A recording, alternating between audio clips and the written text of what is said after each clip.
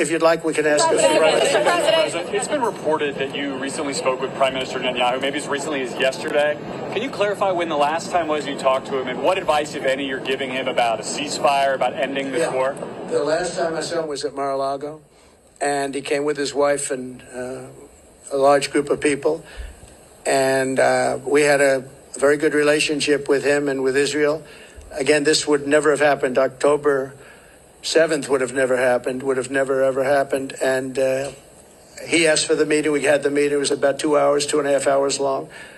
And I expect I might be talking to him, but I haven't since then. No. Did you encourage him not to take a ceasefire deal? Did you give him any advice about ending the war? Him. He knows what he's doing. I did encourage him to get this over with. You want to get it over with. It has to get over with fast.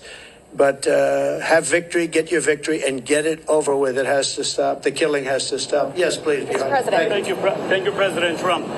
You've spoken very passionately about how God saved your life. And I'm wondering, have you put much thought into why God saved your life? As in, for what purpose has he been shielding and protecting you? So, I don't know if you heard the question. You've spoken about God saving your life. That I've spoken passionately about it. And something happened because that was a miracle. I never looked that way. The audience was massive and it was in front of me. I never have that particular graph. That was a graph on, as you all know now, that it's very, I think everyone knows it very well, but it showed the great numbers on illegal immigration. It was the lowest point we've ever had. And it was one that I use less than 20% of the time. It's always at the end of the speech, not at the beginning of the speech. And it's always on the left side, not the right side. And yet, for some reason, I called it. It's not on a teleprompter. I do things largely without a teleprompter, frankly, because it's hard to hold an audience if you're going to go for an hour and a half or 2 hours reading a script.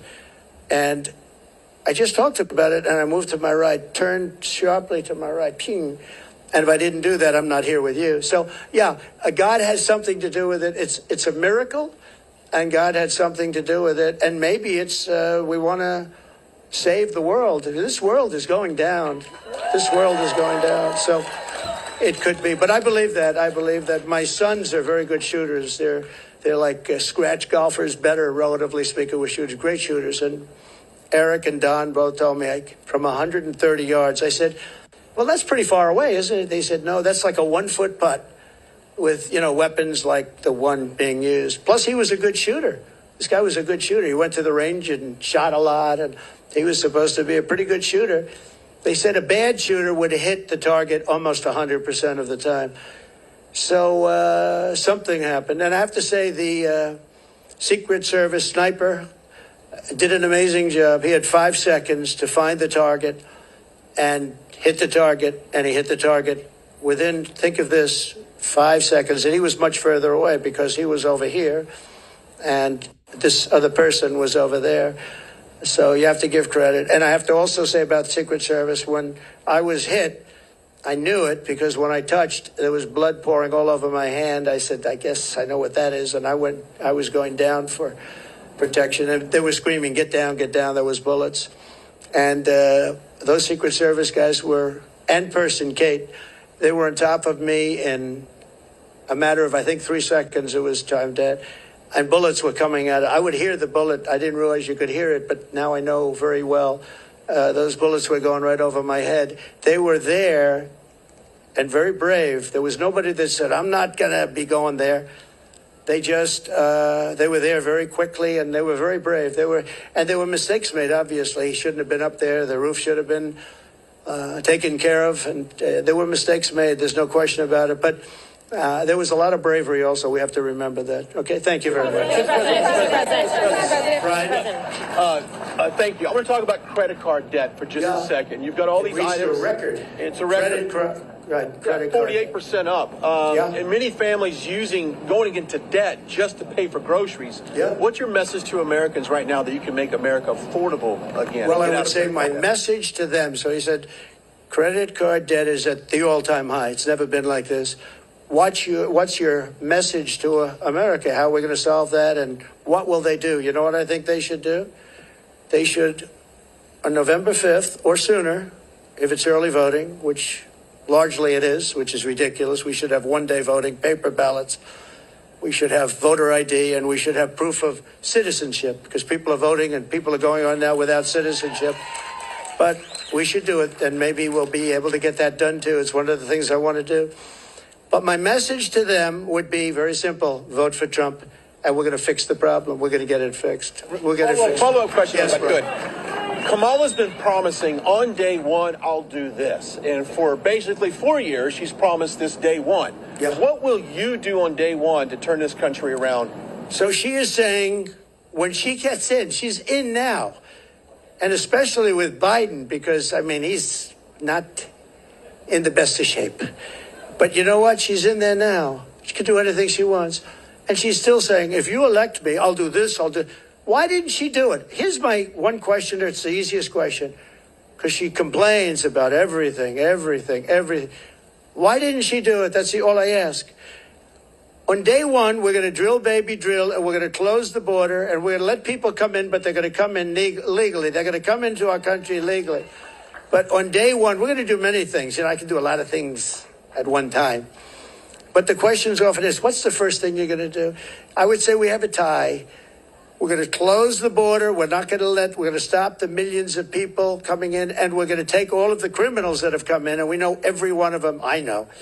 And the local police know better than anybody else. They're going to work with us. I've spoken to a lot of the sheriffs, every police, virtually every law enforcement group in America has endorsed Trump. I don't think anybody's endorsed Kamala. Not one. I don't think anybody's endorsed them. And you know that better than anybody. In Florida, all over California, they've endorsed me. We have the relationship I have with law enforcement. And these are great people, and people that we have to really cherish and respect and let them do their job and protect them. And you'll always have a bad apple in everything. You have bad apples as reporters. That I can tell you many. I'd say about 80%. But you're always going to have bad apples. But you have very, very few when you look at it. Very, very few. You have to let them do their job. You have to protect them. But basically, we're going to drill, baby, drill. We're going to get the energy prices down almost immediately, and we're going to close the border, and we're going to get the crooked ones out, the bad ones out, and we're going to let a lot of people come in, because we need more people, especially with AI coming and all of the different things, and the farmers need, everybody needs. But we're going to make sure that they're not murderers, killers, drug dealers, and the kind of people that we have largely coming in right now. Okay? Mr. President, many of your allies who want you to win in November say your current strategy isn't working, that you need to stop with the personal attacks on Kamala Harris and deliver a more disciplined message. Do you agree? And also, you added more people to your campaign today. Yeah. Is that a sign of a shifting strategy? No, I think it's a sign of we want to close it out. We have great people. Susie's fantastic, as you know, and Chris is fantastic. They're leading it. Corey Lewandowski's coming in. He'll be, personal envoy, or he'll be at some level. They're going to be, they're doing a great job. Look, we've taken, with all of the abuse we've taken from the fake news media, all of this horrific abuse we take, and all I want to do is make the country good. All I want to do is have strong borders and good education. We want to have choice for education. So important, so many different things. You would think it would be the other way. We rebuilt the military. We did so many great things. But that's the way it's been for Republicans, and I guess more so for me than anybody in history, and that's okay. Because we're leading in the polls. For the most part, we're leading in the polls. We were leading Biden by a lot. We're leading now, but I think when she's exposed, I think we're going to beat her by a lot more than we would have beaten Biden by, because he had a little group of people that have been voting for him for a long time. She doesn't have that. People don't know who she is. As far as the personal attacks, because of what she's done to the country, I'm very angry at her that she'd weaponized the justice system against me and other people. Very angry at her. I think I'm entitled to personal attacks. I don't have a lot of respect for her. I don't have a lot of respect for her intelligence. And I think she'll be a terrible president. And I think it's very important that we win. And whether the personal attacks are good, bad, I mean, she certainly attacks me personally. She actually called me weird. He's weird. It was just a soundbite. And she called JD and I weird. He's not weird. He was a great student at Yale. He went to Ohio State, graduated in 2 years, at the top of his class. And all of these different things. And we have this guy that's running a very failed state, who's had a terrible career. I mean, you have him saying they're weird. No, he's a weird guy. And she's weird in her policy. Who wouldn't want to have strong borders? Who doesn't want to have lower taxes? You know, all my life I've watched as politicians campaigned, and I've always been on, you know, for the most part on the other side, on the side that these people are on. And they always talked about, we're going to reduce taxes. This is the only campaign I've ever heard where they're saying, we're going to increase your taxes. And then people say they're going to vote for him? I don't know. So I don't think so. I don't think people know who she is yet. When people, because really people didn't know. You can ask the man on the street. I saw it on one of the shows today. They asked the man on the street, what's the last name of Kamala? Nobody knew. It's Harris. Nobody knew the last name. I don't even use it because nobody knows who I'm talking about. People don't know who she is. She's a radical left socialist. But beyond that, I mean, she's way beyond socialism, who's going to destroy our country. And when they find out, I think you're going to see something. But right now, even not knowing her, and with all of the, like the cover of Time magazine, they didn't put a picture. They got a great artist to do it. What was that all about? You know, what was that all about? The whole thing is crazy. I just want to win for the country. Some people say, oh, why don't you be nice? But they're not nice to me. They want to put me in prison, you know, just so you understand. You know, they tell me I should be nice. They want to put me in prison. It's never happened before in the history of our country. I did nothing wrong. I have crooked judges. I have crooked prosecutors. And they're all Democrats, all Democrat areas, other than in Florida, where you had a brilliant judge who ruled in my favor. I won the case, the documents case, won it in its entirety. And Jack Smith, deranged Jack Smith, suffered a defeat. But in New York City, everything's clubhouse, everything. I know it very well. I grew up there. I know it very well. And we have a very crooked system. And it's one of the reasons that New York is dying. Nobody wants to come in. No companies want to come in because the courtroom system is so corrupt, both at a federal level and at a state level and a city level. And they put you into an area where you have 3% Republican vote. It's all a rigged deal, just like Fani, F-A-N-I, Fani, with her boyfriend. And I think that's been discredited, too. They've been discredited. But think of it. They don't want me to be a little bit nasty. They want to put me in prison. Me. They want to put me. It's never happened before in the history of our country. It's happened in third world countries, but it's never happened here. And they're in danger because you create a precedent for doing that.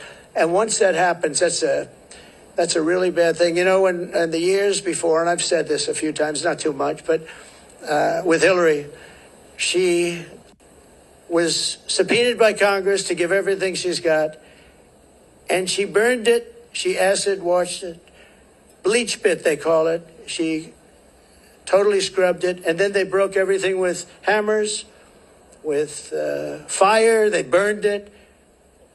And then she said, I don't have anything. Well, it turned out that she had a lot to give. And everybody said, lock her up, lock her up. And I used to go easy, just easy, easy. Then we won. And I said, wouldn't it be terrible? And you know, I lose. Some people are upset when I did this, but you have to look at it maybe differently now. I say, wouldn't it be terrible to put the wife of the president, former president of the United States, into a prison? Now think of that. Hillary Clinton, she was Secretary of State. She was the wife of a president of the United States who used to be a friend of mine before I ran for politics. He was a friend of mine. He used to play my golf course all the time. I have a great golf course right next to their home in Westchester. He used to be there all the time. It was his favorite course. But you know what? I could have done that very easily. She was so guilty.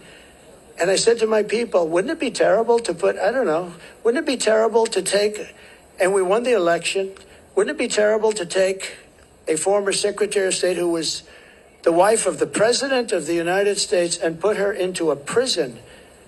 But that's what they want to do with me. And I did nothing wrong. It's all crooked politics and really crooked judges. You know I have a gag order. Do you know I can't even talk about it right now?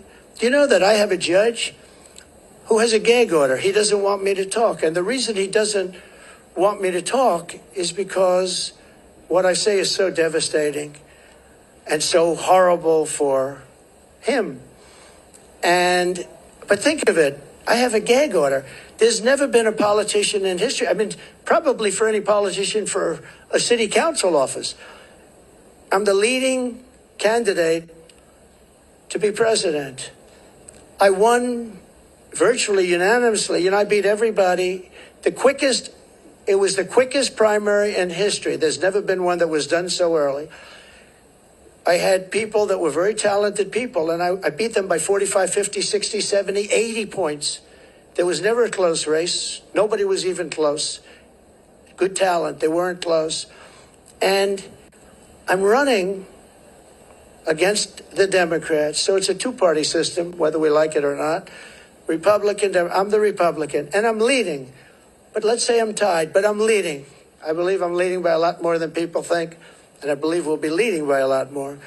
And I have a judge who put a gag order on me. So when you ask me a question, or when you ask me a question, I can't give you an answer, because if I give the answer, they want to put you in jail. He said, we'll put him in jail if he talks beyond the gag order. And this is in a state where unfortunately, the laws have been very bad, and they haven't been upheld by the appellate divisions generally. Although I have one case where we a certain judge, I won't use names, but the Attorney General case where we won 5 appeals on the same case, the most ever trial. It was a ridiculous, horrible decision where you have a very, very biased voting population and a judge whose hatred of Donald Trump was beyond belief. And we won the case, but he ruled a ridiculous amount of money, civil case. Ruled ridiculous. Now, this is what they're doing is interference with an election. They want to interfere. Look at the one thing they want to sentence right before the election takes place. Let's sentence him. Because who's going to vote for him if we sentence him? Let's sentence him right before. No, this is interference with a presidential election at a state level. And it's a state that always goes Democrat. It's interference. And as you know, the Supreme Court ruled recently on immunity, and I'm immune from all of this stuff that they charged me with. But isn't it a terrible thing? And yet Hillary Clinton, when it came time to make a decision, I said, I don't want to put the wife of the President of the United States in prison. I want the country to come together and to be unified. And here it is a few years later, and these people say, let's put him, why? Because I challenge an election? Because I want to challenge an election, or some other reason? It's a really disgraceful thing. It's a shame. And it's a very dangerous thing for both parties, because once they start that ball rolling, once they started rolling, that's a nasty ball. Yes, please.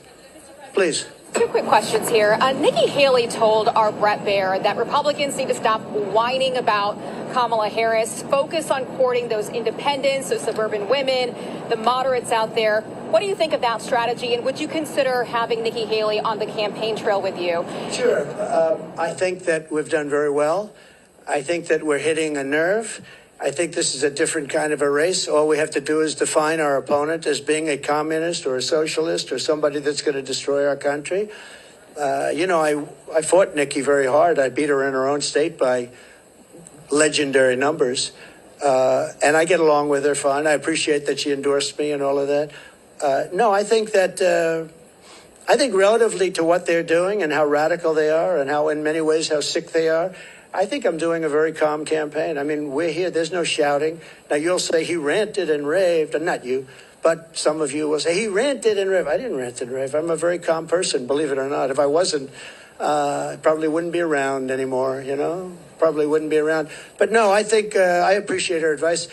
I have to do it my way. I ran against her, and I did it my way. People said I should maybe do it a different way, but I won in South Carolina by numbers that nobody's ever seen before. It wasn't even close. And I think she's a good woman. I'd love to have her support. Yeah, she gave me support, but I'd love to have her go around and campaign.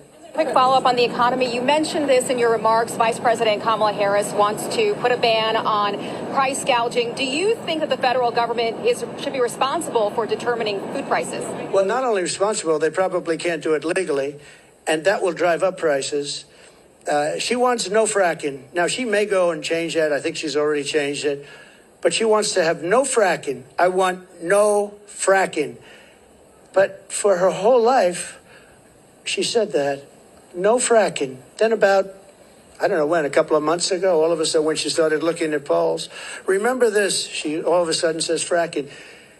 I don't think I won Pennsylvania and I did much better the second time. I won it in 2016, did much better the second time. I know Pennsylvania very well.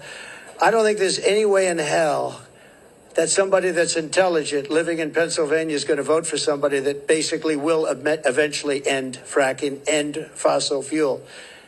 So whether it's Oklahoma or Texas or Pennsylvania, a big energy state, people don't realize that 350,000 people work in that industry. But maybe more importantly, they don't want to pay $9 a gallon for gasoline. So, no, I think that she's made statements. I don't know how you get out of it. I don't know how you can say for 10 years there'll be no fracking. I mean, we have tapes of her laughing at the stupidity of the question. Of course I'm not going to allow fracking. Then all of a sudden, a few months ago, she comes out in favor of, oh, yes, I'd allow fracking. I don't think anybody in Pennsylvania will be, I think she's going to do very badly in Pennsylvania. You have to frack. We need the energy, and Pennsylvania needs the jobs, but Pennsylvania needs the energy also. That energy is going to support our new system for AI and all of the other modern things that need massive amounts of electricity and energy, massive. So it's a very good question, actually. But we have to unify as a country. We have to come together, and I think we can. You know, I get that question oftentimes, and I used to think maybe there's no way because, you know, some people want a border, some people don't want a border. Most people do want a border. But there's such a difference in people. But just before COVID coming out, so 3 years, we went a long period of time, and we had an economy going the likes of which no country had ever seen before. I think you would agree. There's never been anything like it. And people were coming together. People were calling me I would call them radical left. But I would say very liberal people, very progressive people. They came to me. We would like to get together. In fact, we worked out criminal justice reform. I was the only one that could have done that. I won criminal justice reform, and I got that for black leaders that came to see me. Criminal justice reform. Obama couldn't do it. Biden wouldn't even try. But nobody could do it. I got that done. And I got conservative votes to get it done. They needed at least 5 very conservative votes. It was very hard to do. I got that done. Our country was coming together. And, you know, I can tell you the story of criminal justice reform. When you do that, that means that's a big step. But I was seeing people that were not seeable, that I wouldn't want to see them and they wouldn't want to see me. And all of a sudden, I was having lunch with people that if I told you who they were, you wouldn't even believe it. Our country was coming together. Success was bringing our country together. And it can be done. Success will bring our country together again. It can be done. It was an amazing phenomena. And I used to say, I don't know, it's awfully tough to get it together. I've never seen anything like it. Like, for instance, me getting criminal justice reform done. And I did that with Democrats and some very conservative Republicans who said it's very unfair where people are staying in jail for 35, 40 years. And today they wouldn't even be charged with a crime for what they did. And we got it done, and I was very proud of it. But our country was coming together. The black population had the best numbers they've ever had on jobs, on income, on everything. The Hispanic population had the best numbers. Asian population, men, women, young people with diplomas from the best schools, Harvard, MIT, the Wharton School of Finance. They're all coming together, and everybody was happy. And young people without a high school diploma. The best MIT students and people without a diploma were all working. They were making more money than they've ever made. There wasn't one group that wasn't doing better than it was the year before, 2 years before, or 10 years before. It was the best our country had ever done, and we were leapfrogging China. China didn't have a chance. I took in hundreds of billions of dollars in tariffs from China. Hundreds of billions of dollars. No president ever took in 10 cents. And what happened was an amazing thing. We had a great, successful country, and our country was unifying. It was the first time anyone's seen it, but our country was unifying. From some of the polling out there, I know you're saying that you're leading in some polling, but there is other polling out there. A Fox News poll out just yesterday has you up by just 1 point. How do you break away? 1 or 2 points, yeah. And Fox News has always been my worst poll, believe it or not. And even Fox News had me up by 1 or 2 points yesterday. Came out, I think, 2 points, 1 point. I also think, I tend to poll low. In some cases, really low. In 2016, I was polling low, because people didn't want to say who they're voting for. I don't know if that's supposed to be a good thing or a bad thing, but it is what it is. And we did very well in 2016, and we did much better in 2020, much better, but bad things happened. Through COVID, very bad things happened, so we're not happy about that. Yes, I've seen you around a little bit, so go ahead, please. Mr. President, thank you for doing this. Thank you very much. Thank you. So you talked about how COVID from China was a fence too far. What's your plan for holding China accountable if you get reelected? Well, I want to get along with China. I had a great relationship with President Xi. We made a fantastic trade deal, $50 billion of farm products and manufacturing products they had to buy here, and they were adhering to it. They don't adhere to it anymore because they don't respect Harris or Biden. But as you know, we signed a trade deal with China, and it was actually better than even the USMCA. It was a great trade deal. China had to buy $50 billion, not $15 billion, not anything else, $50 billion. And it was a great trade deal. I think that that's one of the underrated things. I think we'll have a great relationship with China. I hope we're going to have a great relationship, but it's got to be a fair relationship. China was taking advantage of the country for years, but so was every other country, in all fairness to China. Every single country was taking advantage of the United States. I can't think of one country where we were doing better than them. Japan was taking, Abe was my dear friend, one of the great men, great leader. But all of these countries were, I used to say, who signs these agreements? It's amazing that we economically survived because we had such bad negotiators, or people were getting paid off. I actually looked at some deals. I'd say nobody could be so stupid to sign a deal that's so one-sided. Whoever made this deal has been paid off. And then I'd look into it a little bit. Yeah. And all of a sudden, he's working as an agent for that country 3 years later, 5 years later. Now, we changed a lot of those deals. South Korea, we changed the South Korea deal. We made it from a horrible deal to a good deal. I changed the Japan deal. But I made a great deal with China. They had to buy $50 billion worth. They never bought anything like that. In fact, it was a misunderstanding. When I said the people were negotiating, what number are we talking about? They said 15. I thought they said 50. So when they came back to me, they said, sir, we're all set to get it going. I said, good. What's the number? 15. I said, you told me 50. Why are we going down to 15? They said, no, we said 15. I said, you told me 50. Actually, I heard them wrong. They said 15, but I heard them wrong. So I said, go back and get 50. And we got 50 instead of 15. And it was great.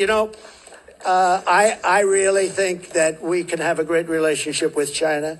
We can have a great relationship with a lot of countries that right now. One of the things with China, I know as much as any country, but all of the countries, the one thing is they have to respect you. If they don't respect you, and I was very tough in countries like Japan, and yet Abe, who was a great man, assassinated, horribly assassinated. He was a great man. He was a great leader. But I believe, and I was very tough on him. I was very tough on Russia. I was probably the toughest. I ended Nord Stream 2. The biggest deal they've ever done, the biggest pipeline in the world, the biggest. All of Europe was going to be supplied by Russia. And I ended the deal. It was dead. And then Biden comes in and approves it. And they say, oh, I was nice to Russia. No, Putin actually said to me one time, if you're supposed to be friendly with me, I would hate like hell for you to be angry at me because you are brutal. Think of it. Not only that, the sanctions, but forget the sanctions. I ended Nord Stream 2. The pipeline was dead. And then Biden comes in and he got $3.5 million, in all fairness, from the mayor of Moscow's wife. Remember that? During the debate, we brought it up, and Chris Wallace, who's not the father, there is no resemblance between him and Mike Wallace, that I can tell you. He said, you shouldn't be talking about that. I said, why not? They got the family, $3.5 million from the mayor of Moscow's wife. Why wouldn't I talk about that? He wouldn't let me talk. I said, I'm negotiating against two people, not one. I turned out to be right because a year later, that was a big scandal. Why did he get $3.5 million? But Biden approved immediately the pipeline in Russia, Nord Stream, and he killed the Keystone XL pipeline, 48,000 jobs. He killed it. He did the exact opposite of what he should have done. Yes, please. I know you had your hand up. Nice to see you. Thank you, Mr. President. Thanks for taking my question.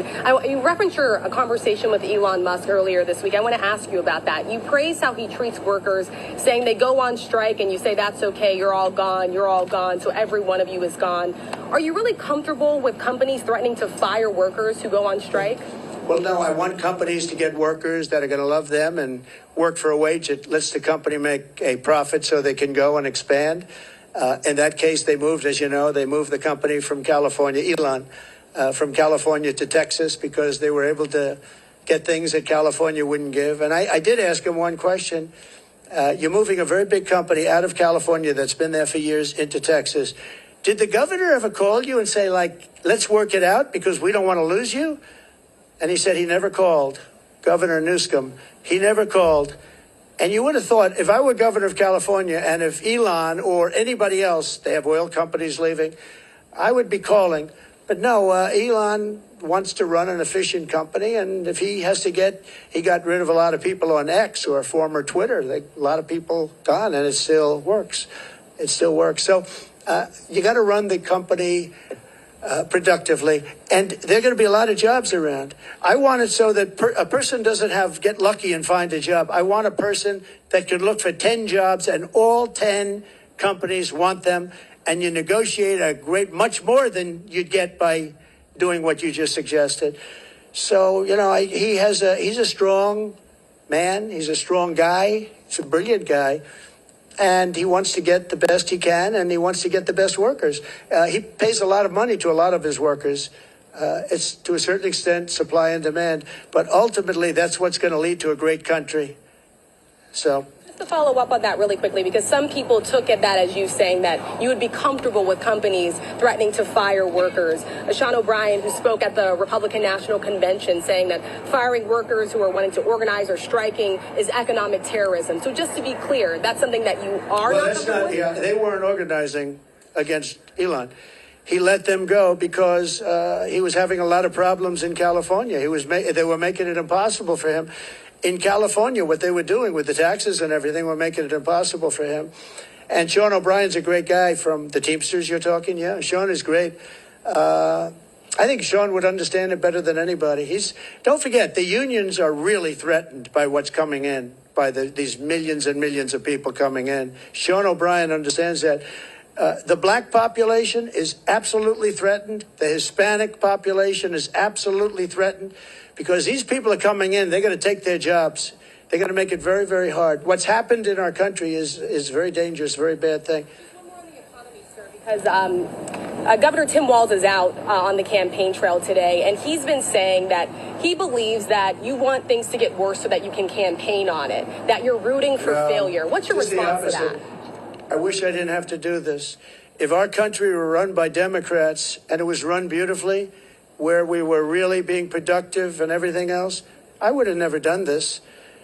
I wouldn't have done it if I thought I couldn't have won. I think I can win. I think I can win easily. Once they're exposed for what they are, which is, radical left lunatics, and that's what they are. They're going to ruin.